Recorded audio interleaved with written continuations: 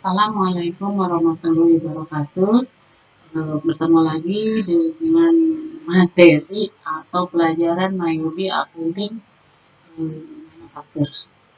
Di sini kemarin kita sudah belajar tentang materi menginput data atau card file untuk customer dan supplier. Nah, di pertemuan ke-8 ini kita akan belajar tentang bagaimana kita menginput data persediaan barang, baik itu perlengkapan, aktiva, dan item-item persediaan di barang-barang manufaktur, ya, seperti barang jadi dan lain sebagainya. Nah, apa sih materinya di sini? Kita akan coba. Di sini kita punya kompetensi dasarnya masih sama dengan kemarin, yaitu kompetensi dasar dari 322 dan 422. Kemudian apa yang akan kita capai? Nih, kalian nanti bisa mengetahui, kemudian memahami, kemudian mengidentifikasikan dan menganalisa kartu item perlengkapan supplies, kartu item layanan manufaktur, atau kartu item barang manufaktur. Tapi untuk supplies nanti Ibu dipisahkan di sini ya. Kita masukkan nanti di pertemuan ke-9 ya. Di sana kita masuk karena masuk di aktivat tab ya. Kemudian setelah kalian memahami, mengidentifikasi lainnya lah, kalian tentu dengan segala sudah mengerti sehingga sampai menganalisa, maka setelah menganalisa kartu itu kita bisa melakukan entry kartu item perlengkapan atau supply, kartu item pelayanan manufaktur atau kartu item barang manufaktur sesuai buku sumber dengan penuh tanggung jawab dan akurat. Oke, metode pembelajaran kita apa sih? Biar kalian mengenal, nggak apa-apa lah. Kita mengetahui pembelajaran, model pembelajarannya TPACK, di mana di dalam pembelajaran ada teknologi, ada pedagogical, pendidikannya, ada konten, dan ada knowledge, pengetahuan. Apa sih tujuannya? Yang pertama, kalian peserta didik dengan berbekal pengetahuan akuntansi mampu menyebutkan, mengidentifikasikan, menganalisa, dan menginput data kartu item perlengkapan, kartu item pelayanan manufaktur, atau kartu item barang manufaktur menggunakan aplikasi komputer untuk mengerjakan tugas kerja sesuai tuntutan gambar kerja berupa komputerisasi perusahaan manufaktur dan sesuai prosedur standar kerja atau ART. Yang kedua, karena kalian tentu tidak luring, tapi kalian masih bisa berdiskusi. Di sini diskusi melakukan video call, bisa berempat, bisa berenam, malahan sekarang katanya fasilitas WA itu bisa sampai 50 orang untuk video call. Tapi Ibu kan udah mengelompokkan menjadi 4 orang. Ini bisa video callan untuk berdiskusi, kemudian menganalisa dan memilih metode pengentrian data item perlengkapan atau data item manufaktur dengan teliti, mengentri datanya sambil mengedit dengan teliti, mengentri data, kemudian kartu item perlengkapan, supplies dan item pelayanan manufaktur atau kartu item barang manufaktur. Ya. Kemudian sesuai buku sumber dan LKPD, sedikit ini buku sumbernya bisa kalian cari di perpustakaan, tapi karena tidak ada, kita pakai buku sumbernya di internet ya, pakai e-book ya, dan LKPD ya. Kemudian modul juga ada ya, sudah disediakan dengan merasa ingin tahu mandiri dan bertanggung jawab melalui di sini literasi, baca tulis, kemudian melalui internet, YouTube, PowerPoint itu disediakan juga ya. Kemudian peserta didik bisa melakukan, ini semua tersedia di GCR ya.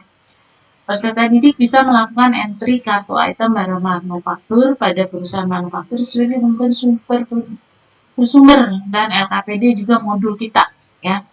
Kemudian bagaimana? Materi apa aja sih dalam membuat kartu item manufaktur ini? Di sini ada 7 sebenarnya ya. Yang pertama, Yang pertama judul pengelompokan akun list, isi pengelompokan item list, pencatatan. Kita akan bahas ini satu persatu ya. Ya, karena ini kenapa Ibu kok langsung nomor 2 di sini? Karena nomor satunya adalah pencatatan item kartu card supplier dan card customer. Nah, yang kedua adalah pencatatan persediaan di Mayubi. Kita mengenal ada beberapa jenis persediaan dalam perusahaan industri ya kan? Persediaan tersebut akan kita catat masing-masing kodenya dan akan dikelompokkan ke dalam akun persediaan di marketing dan akun dilaporkan ke neraca. Oke. Nah, kita yang pertama kita harus menginput judul, maaf ya, belibet ya. Kita menginput dulu judul pengelompokan item list. Di sini, supaya kita bisa mengelompokkan suatu barang, maka kita buat dulu nama pengelompokan atas item barang tersebut. Yang ada di perusahaan manufaktur kita nih, pengelompokan tersebut dibuat dari menu, ini hanya contoh aja ya.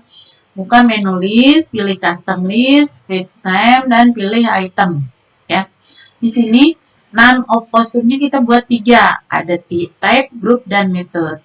Nah, di sini kita lihat, nah seperti ini. Ini yang kita pilih 3, type, group, dan method. Ya.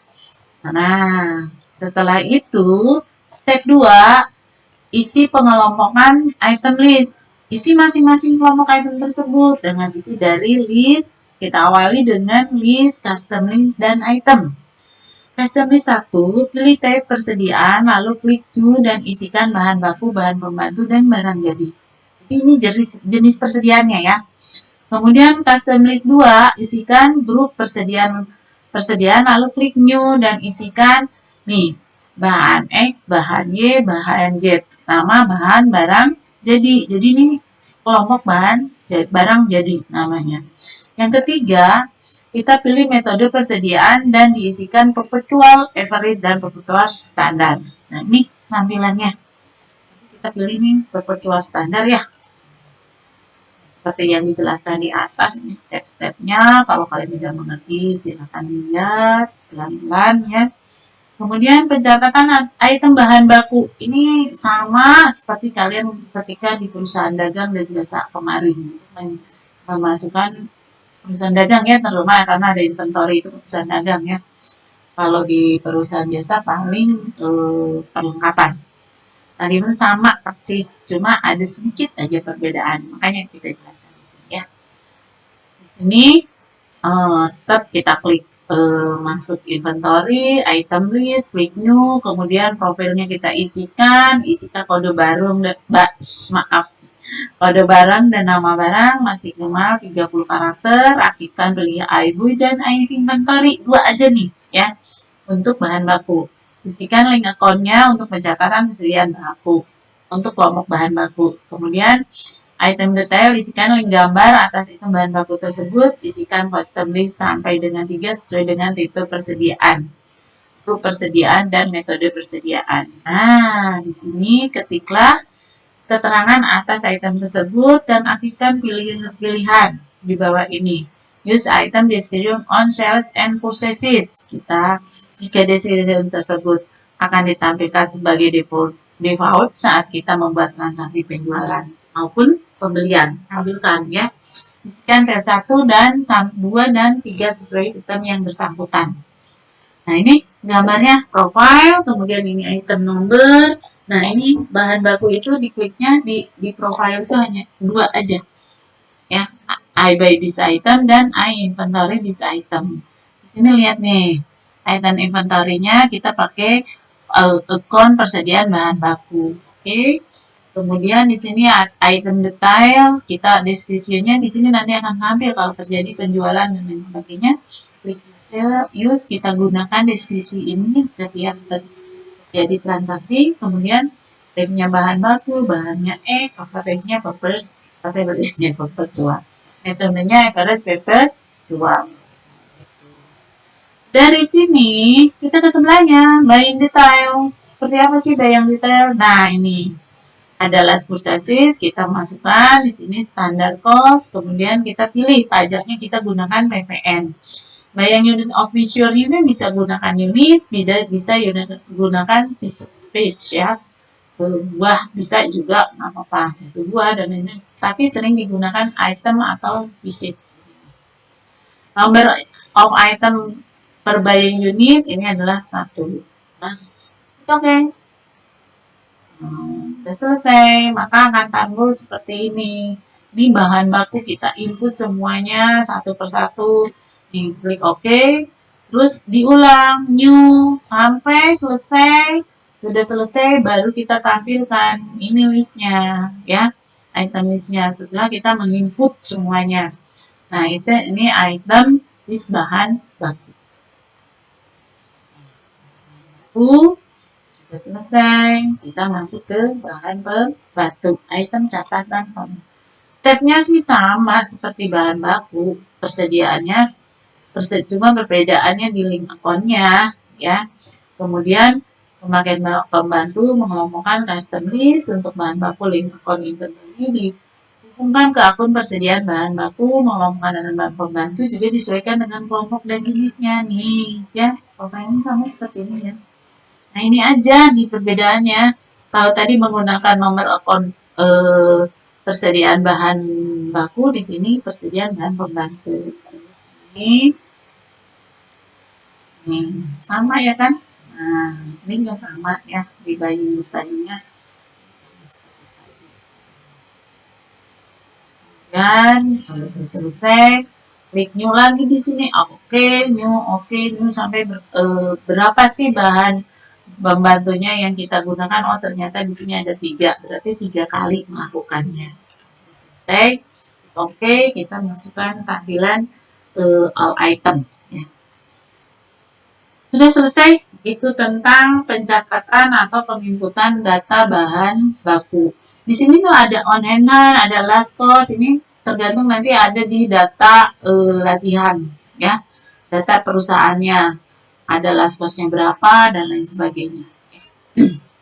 Kemudian ada pencatatan item barang jadi. Nah, kalau ini ada 3 yang diaktifkan. Itu perbedaannya. Step by stepnya sama, cuma di link akun yang berbeda ya. Di sini ada harga pokok penjualan ya. Di sini pengelompokan custom list. Di sini kita lihat, coba lihat ya. Profilnya seperti apa? Klik profile di sini. Item number, jenis barang jadi A, nomor 001, kuantitinya. Kemudian nih, ini perbedaannya. I buy this item, I sell this item, dan I inventory this item diaktifkan semua, maka akan timbul di sini kita harus mengundang ngelinknya kode account. Sini ada cost of sales account, HPP barang jadi, kemudian ada income account for tax sales nih, penjual barang jadi setelah pajak ya. Kemudian asset account for item inventory. Tentu inventory-nya kita ngelinknya ke persediaan barang jadi. Jadi perbedaannya di sini ada ya, bahan baku, bahan pembantu, kemudian barang jadi. Kemudian klik OK, new lagi, silakan barang apa nanti sesuai dengan data ya. Nah, di sini item detailnya juga kita boleh barang jadi model A di description-nya. Kemudian type-nya seperti itu, klik OK. Oh iya, di sini belum di OK ya, harusnya masih terus di step ini. Kalau udah selesai, oh di sini ada selling detail. Di sini base selling price-nya harus diisi. Tapi di perusahaan Mayobi ini, yang Ibu tahu, base selling price-nya tidak bisa level pricing, tingkatan harga. Di sini harus 1 aja. Kecuali kalau kita menggunakan Mayobi Premium ya. Nah, klik OK. Sebagainya. Nanti kalau udah 3 kali kita menginput data seperti itu, akan kita dapatkan itemnya seperti ini. Ya. Kemudian nih, kalau kita tampilkan semuanya, ada bahan baku, ada barang budi, dan ini ada namanya bahan pembantu ya. Kalau di perusahaan manufaktur katanya ada pencatatan item barang dalam proses. Nah, pencatatan item barang dalam proses ini tidak perlu diinput kalau di Mayobi karena di sana sudah diproses dengan sendiri. Nanti nilai yang ditampilkan di neraca ditetapkan berdasarkan taksiran. Langsung ditampilkan dalam satu nilai rupiah. Inilah kalau kita menggunakan teknologi dengan mudah, karena teknologi itu adalah alat untuk mempermudah pekerjaan manusia kalau kita bisa menggunakannya dengan baik dan benar. Nah inilah. Jadi barang dalam proses itu tidak perlu dibuatkan pada barangnya atau item listnya. Nah, yang terakhir kita akan menampol. Apa jadi nampol ya? Menampilkan laporan daftar item atau inventory. Bisa ditampilkan laporan baik secara ringkas maupun secara detail. Untuk menampilkan laporan tersebut, caranya yang pertama buka menu report, pilih inventory atau kontrol I. Tekan kontrol sama I ya. Bisa kan? Pilih item list, summary. Kemudian klik customize, klik finishing, aktifkan include zero quantities, klik display. Seperti apa tampilannya? Nah, ini seperti ini kita tampil ini ya. Ini nih yang penting ya. Include zero quantities, include inactive item. Kita tampilkan semuanya. Include company name, include company address, include report the date and time. Nanti kan tampil semuanya. Ya. Dan klik display. Nah, ini hasilnya. Ya. Selesai sudah untuk materi tentang item persediaan barang di perusahaan manufaktur. Seperti biasa, kalau sudah selesai, kalian masih belum mengerti, kalian udah diskusi masih belum mengerti, masih penasaran, punya masalah kalau ketika menginput kita mencoba latihan ini, ibu ada di sini. Kalian bisa tanya melalui chat dengan GCL atau di WA, atau boleh video call juga biar kalian yakin akan jawabannya. Tapi ibu juga manusia terbatas, ibu juga kalau misalnya tidak bisa, ibu akan mencari literasi di internet, di buku, dan kita sama-sama belajar ya. Tidak itu juga manusia bukan sempurna. Dan tetap ibu akan membantu kalian untuk mencari materi itu. Dan kalau ibu tahu, akan ibu jelaskan ya. Terus sekian pelajaran dari ibu. Nanti kita akan latihan untuk penilaian. Di latihan untuk penilaian ini, ibu akan menyertakan LKPD. Istilahnya zaman dulu mah LKS lah, ya, lembar kerja swasta. Kalau sekarang mah LKPD, lembar kerja peserta didik. Dan di sini harus singkat, jelas, dan padat karena kita bertemunya di dunia maya, ya. Nanti ada petunjuk penilaiannya juga, kemudian step by step-nya untuk LKPD itu. Kemudian ada tujuannya, ada dan lain sebagainya, item-itemnya. Ya, silahkan kalian pelajari lagi, kalian latihan untuk penginputan data materi yang ibu jelaskan, kemudian dengan latihan untuk penilaian. Jadi kalian ada 2 kali melakukan, di mana kita akan kompeten kalau sering latihan. Ya, ada pepatah Allah bisa karena biasa. Ya, jadi rajin-rajinlah berlatih. Ya, jangan lupa berbagi ilmu pengetahuan buat teman-teman. Bantulah teman yang belum bisa, tapi menghitung waktunya. Ya. Jadi ada pepatah yang ibu sering gunakan khusus untuk orang-orang akuntansi atau anak-anak akuntansi, yaitu kita orang akuntansi harus ngitung, jadi tidak boleh pelit, ya, karena amal itu tidak bisa dihitung.